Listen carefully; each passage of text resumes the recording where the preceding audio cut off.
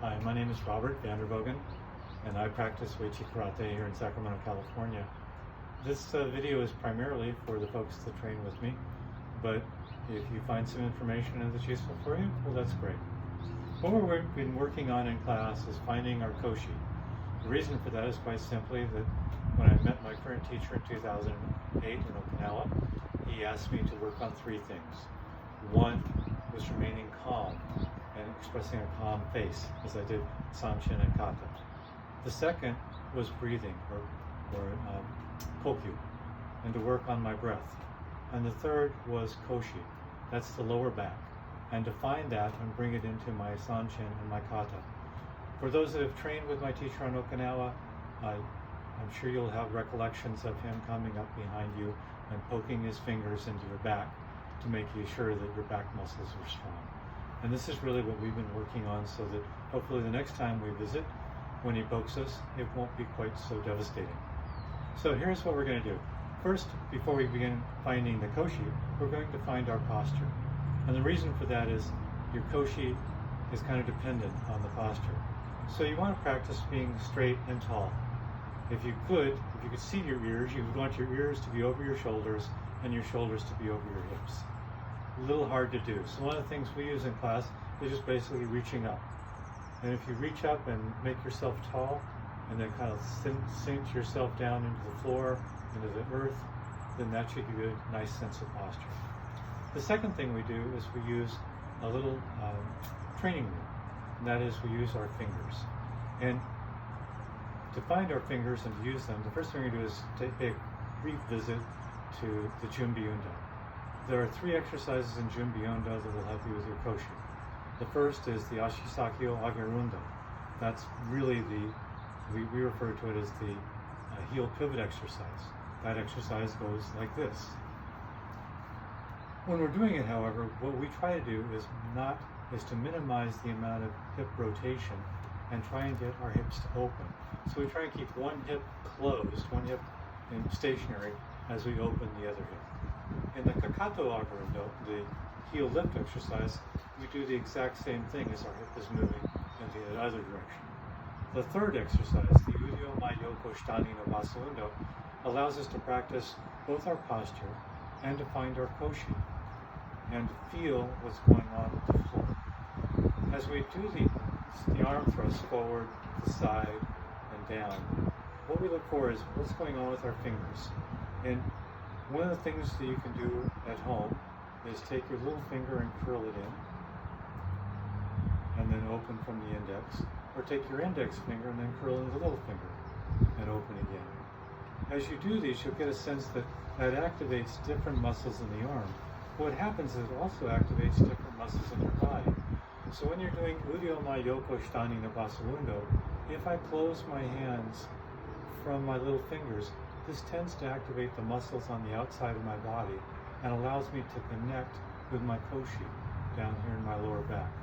When I close from my index finger, it tends to activate more of the pecs.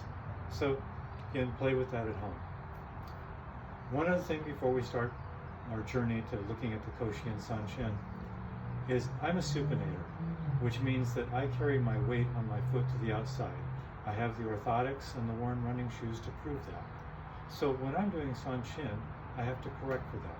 The other thing is I've had 6 casts on my ankles, minimum, for sprained ankles. So my ankles have a little bit of more flexibility than they probably should have. So now I need to compensate for that as well. Now you may not supinate, and you may not have those ankle issues, so you may not need to do what I do.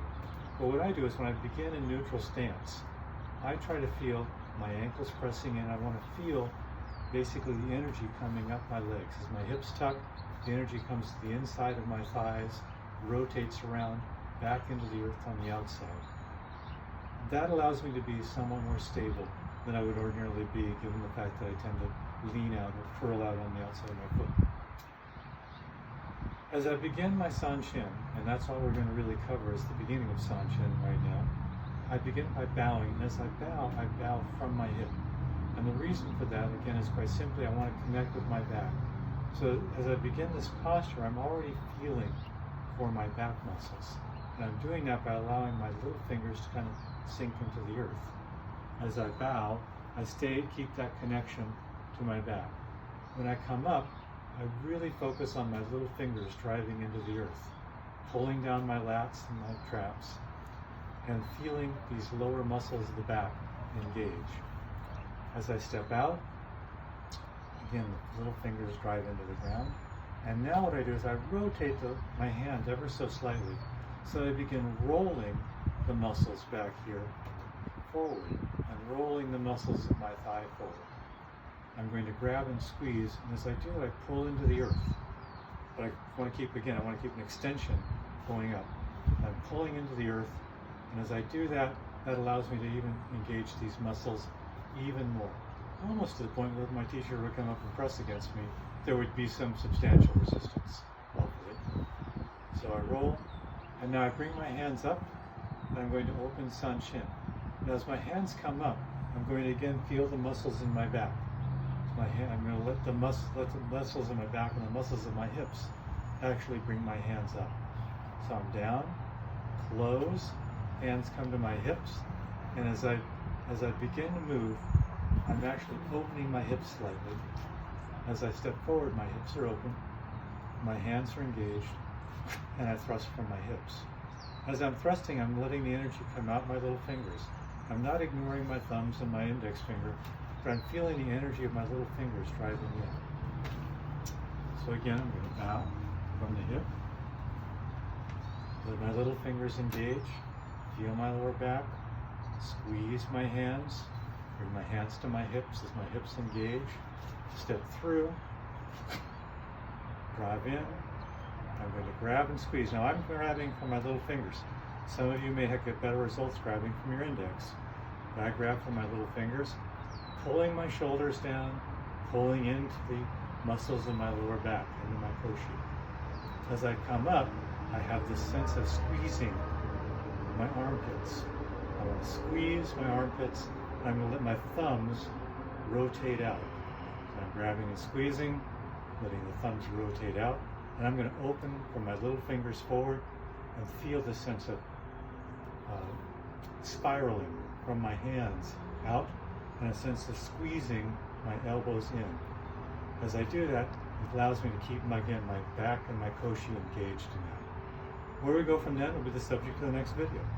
Thank you for joining me.